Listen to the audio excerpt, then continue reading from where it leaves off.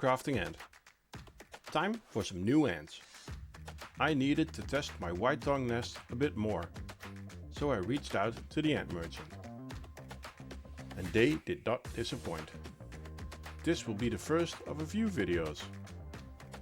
Out of Stein's private collection, I borrowed Odontomachus Clarus, also known as trapjaw ants.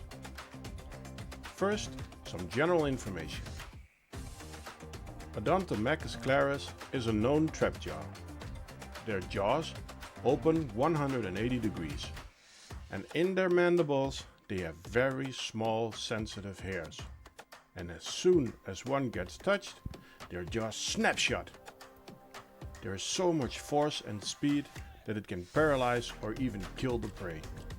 And if that's not enough, they have a nasty sting. Their main habitat lies in Central America, with some nests found as far as Arizona and Venezuela. They are found under rocks and in dry grass, but sometimes also on the fallen trees in fine grass or gravel. With a brownish, dark red head and thorax and a darker abdomen, they look stunning. Some quick information.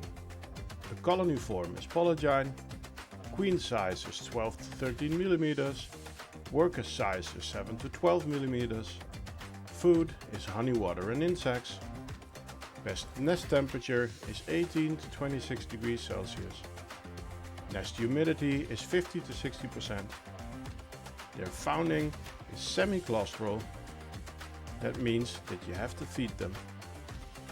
Colony size is 1 to 500 workers, and for hibernation 6 to 8 weeks diapause starting in November.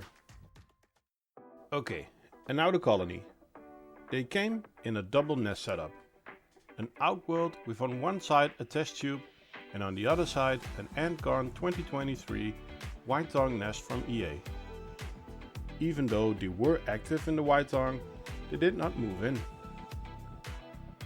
So the first step was to remove the Ytong and place a cotton plug.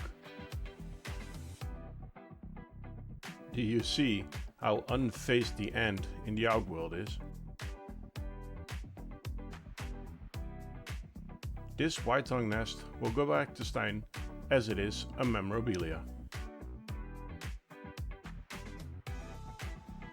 Girls, let's check out your new setup.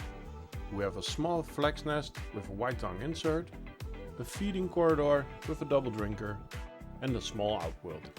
Did you see the temporary tube connector on the corridor? I think we're ready to go.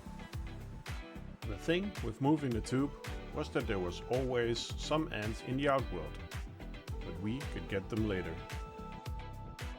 Relocating the test tube went very well, and the two workers in the outworld tried to run back to the nest, but the nest wasn't there. But now it was really easy to tap them into the outworld.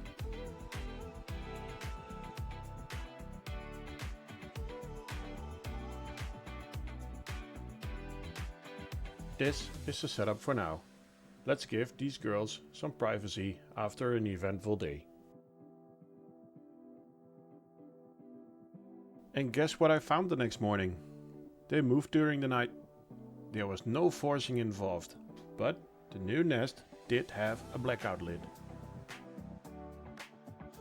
After the move, I removed the test tube and the connector, but I also removed the double drinker. I saw that the ants could not climb the acrylic. The solution to that was a liquid feeder in the outworld.